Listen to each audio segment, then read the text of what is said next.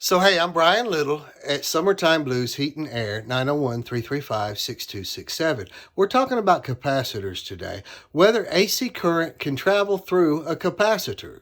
And the answer is yes, we're going to talk about that. We're in my shed, and I've got a power cord kind of jerry-rigged. The dog used to tear up everything. A different dog anyway.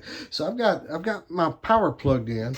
We've got a couple of chopped up power cords here, and right here I'm not sure if I'm really breaking the hot or the neutral, and I don't care, it doesn't matter to me. We have a switch right here, a couple of alligator leads, and as a control okay, so there's our light switch, 0.6 amps.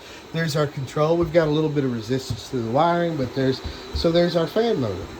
We're going to see if current, we're going to see how AC current behaves through these capacitors. Now I've got a 70 plus 5 or 70 plus 5, but I don't care about the 5. I'm going to look at the 70.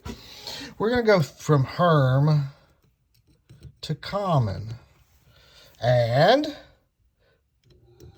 there you go. Current is going through it. How much current? Well, the same amount of current that was going through it before is going through it. Now, I don't have an RPM gauge, but that sucker's going just as strong as it ever was. So, is that capacitor doing anything? Is anything different? Yes. We have done one thing. We've shifted the phase angle. Now, what does that mean? Well, if we had an oscilloscope and we were able to look at voltage and current at the same time with a resistive load, such as an incandescent bulb or a heat strip, we would see that they're in the same time, they're in the same phase, they're in the same plane as one another. That is to say that one sine wave is directly on top of the other. With an inductive load like a fan motor, Eli the Iceman says that voltage will lead current by 90 degrees.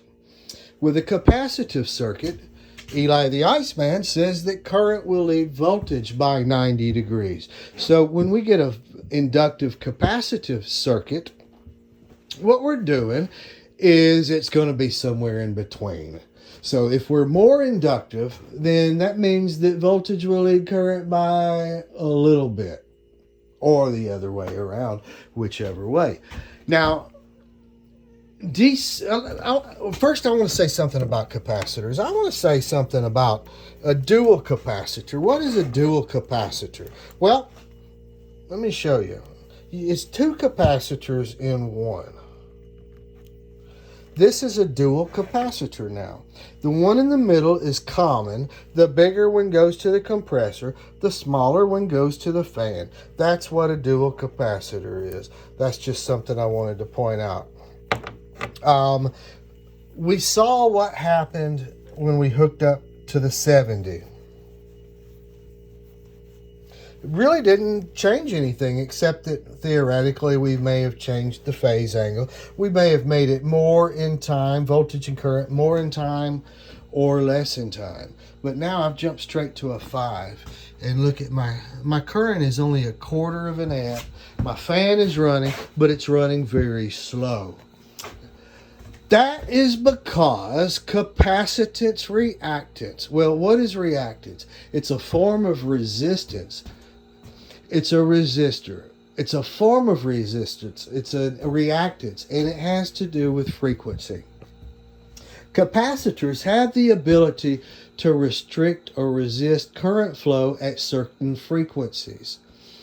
A lower frequency is going to behave more like a DC current, and a higher frequency will behave more like an AC current.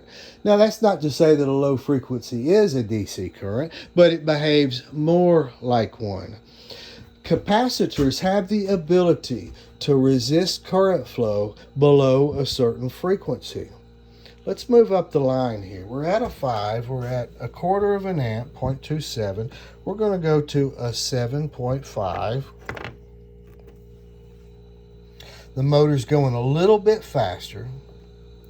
We're going to go to a 10. It's sped up. 15. Look at that. That's like 95% of our original current. This one's a 20. Just going up the line there. That's a 20.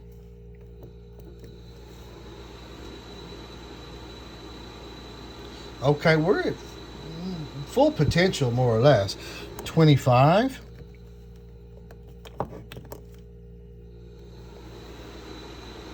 Okay, there's our full potential. Full potential. Our full current, full RPM, whichever. This was a 30. At this point, if we keep going up in capacitance, we are not going to increase our current flow anymore. We're already maxed out. This is... Oh, okay, I'm hooked up wrong. That's why I'm hooked up wrong to this. So we're already maxed out on our current flow. Our RPMs are maxed out. So are these capacitors behaving any differently than before? And I think that maybe we're either bringing the current and voltage more in phase with each other, more in time, or maybe farther out of time. I don't know. I would love to have an oscilloscope. Let's talk about a capacitor's ability to resist current flow at certain frequencies. I've got a speaker on the wall. There's 3 speakers in there, and we've got what's called a crossover inside of it. It's going to be a passive crossover, meaning that everything's built into it. We're going to feed the entire frequency range through that cheap little wire. Hey, but it works.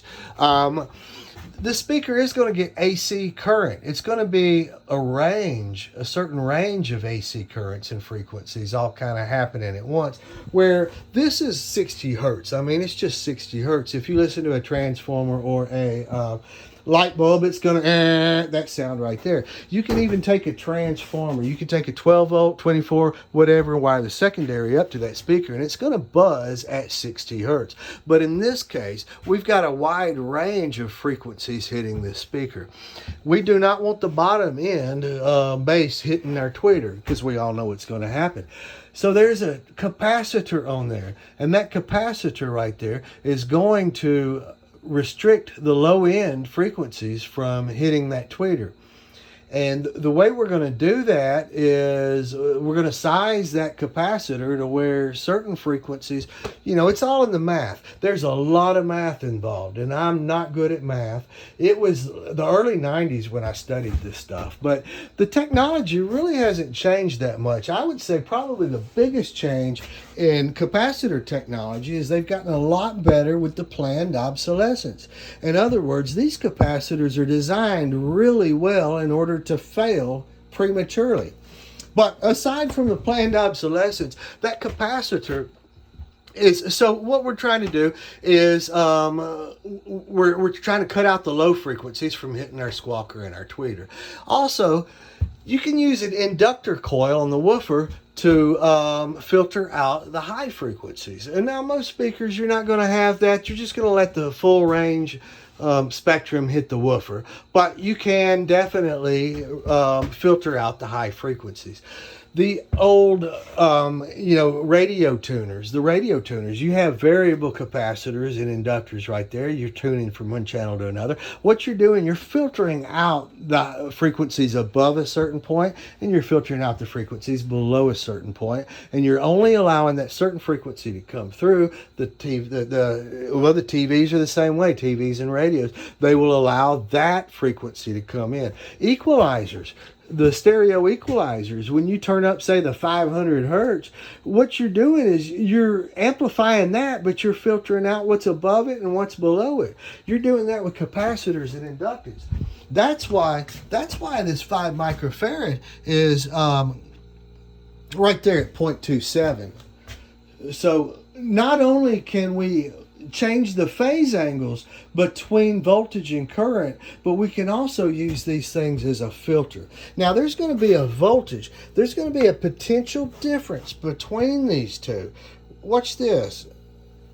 There's a potential difference right there. There we go. Let's get a good contact. Well, okay, I'm having trouble getting a good contact with one hand, but You see there's a potential difference across that, because we're filtering out part of the 60 hertz. Now, if I had smaller capacitors, a 3 or 2 or what, it's just going to keep going downhill. But we did see that after 15 to 20 microfarads, we were able to get most, if not all, of our 60 hertz through there, and we had the full current draw. Let's talk about how this would help in a PSC motor. In a PSC motor, we've got north poles and south poles. They're electromagnetic force, but the poles are all over the place at different times. Let's imagine a merry-go-round, and you've got somebody at 12 o'clock and you got somebody at 6 o'clock, and they're both pushing it. And if you want to get more power, you have to get more people at 12 o'clock and more people at 6 o'clock. You can't really get more people in this in different spots at the same time. What we're doing here, we're making this more like a three-phase motor by adding another winding that's going to be at a different phase from the main run winding, and it would be more like, now you've got somebody at 12 and 6, but you got somebody at 3 and 9. You've got more people in different spots at the same time, and that's how I kind of understand a PSC motor to operate. We've got a different winding in a different phase than the other winding, and it makes it more like a three-phase motor. With three-phase power, you have a rotating magnetic field already there before you even energize the motor. So that's what we're doing here. Now, let's talk about why these hold charge. I bet some of these have a charge in them, and I haven't got a good one yet, but when we're on a PSC motor, the motor, the capacitor is permanently wired into the motor. When we de-energize the motor, this thing, if it does have a charge in it, it's going to bleed through the motor windings. The motor windings themselves will discharge it. If we were to remove the capacitor, or if the start winding opened during operation, then depending on what phase of the cycle we were in, then we could potentially have a charge stored in these. Now, a start capacitor is only going to be energized. It's only going to be in series with the start winding for just a very short time while the motor starts. Then we're going to remove it from the circuit. But depending on what time we remove it from the circuit, it could be holding a potential difference, a charge right there. And some of them have a bleed resistor for that purpose, and some of them don't. That's why it's good to try to discharge them. But in normal practice, you're going to have that motor winding that's going to do that for you. So when I worked in electronics way back when, we used to charge these things up. I think the power supply was like 80 volts, so we would charge it up to 80 volts DC. We'd put it on the shelf and wait for somebody to grab it the wrong way. And we learned real quick that you want to discharge those things even after you get them on the shelf, because they will hold that voltage for years and years. The same thing has happened to me before with an RTU unit. The circuit board burned up, and there was a capacitor in the circuit board. And I used my meter, and my meter said that there was no AC voltage on that circuit. I looked in the disconnect, and the disconnect, all three blades were pulled, and I got hit with 277. But it was 277 DC. So your AC meter will not show you what's in here, because that's going to be it's going to be a DC voltage, DC current. It's going to bleed off really fast, though. It doesn't have a lot of energy in it, depending on the microfarads. The larger microfarads will hold more energy, but whatever the voltage was charged up to it is the voltage that it's going to be. In other words, you could take a 5 farad. You could take a big old huge capacitor, hook it up to a 12 volt battery. It's not going to get more than 12 volts in it, but it would. The discharge would last longer because of the more capacitance. And also we learned that the smaller the capacitance will start to filter out. So that's very important too. You can actually have a DC power source across this capacitor at the same time you have an AC signal go through it. We could have a 12 volt battery in parallel with that capacitor while current's going through it. And one does not affect the other.